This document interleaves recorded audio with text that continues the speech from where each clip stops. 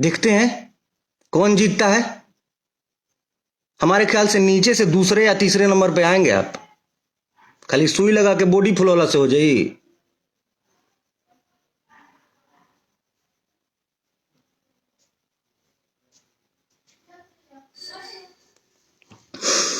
और हमको एक बात ये भी पता है कि 2 दिन बाद आप आके फोन फेसबुक पे रोएंगे,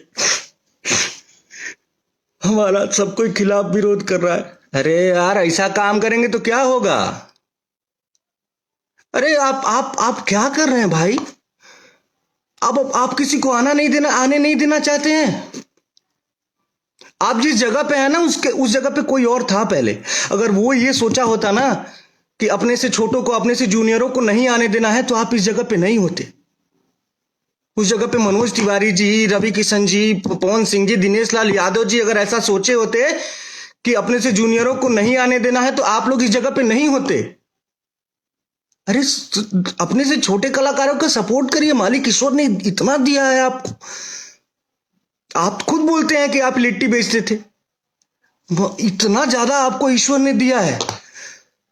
कुछ लोगों का हेल्प कर देंगे। अपने से मैं जूनियर हूं आपका।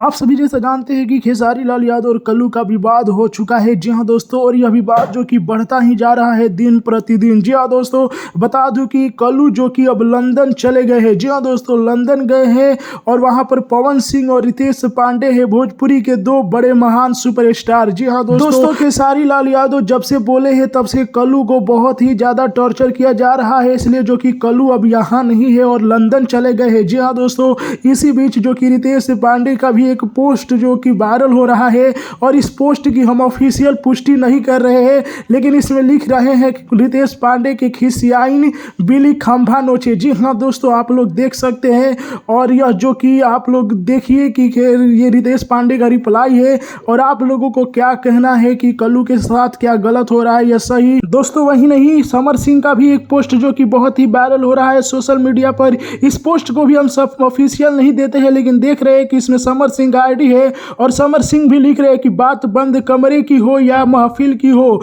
बात को वजूद होता है, जुबान सम्मान भी देती है और अपमान भी। जी हाँ दोस्तों, तो ये देखिए विवाद जो कि इस तरह बढ़ता ही जा रहा है।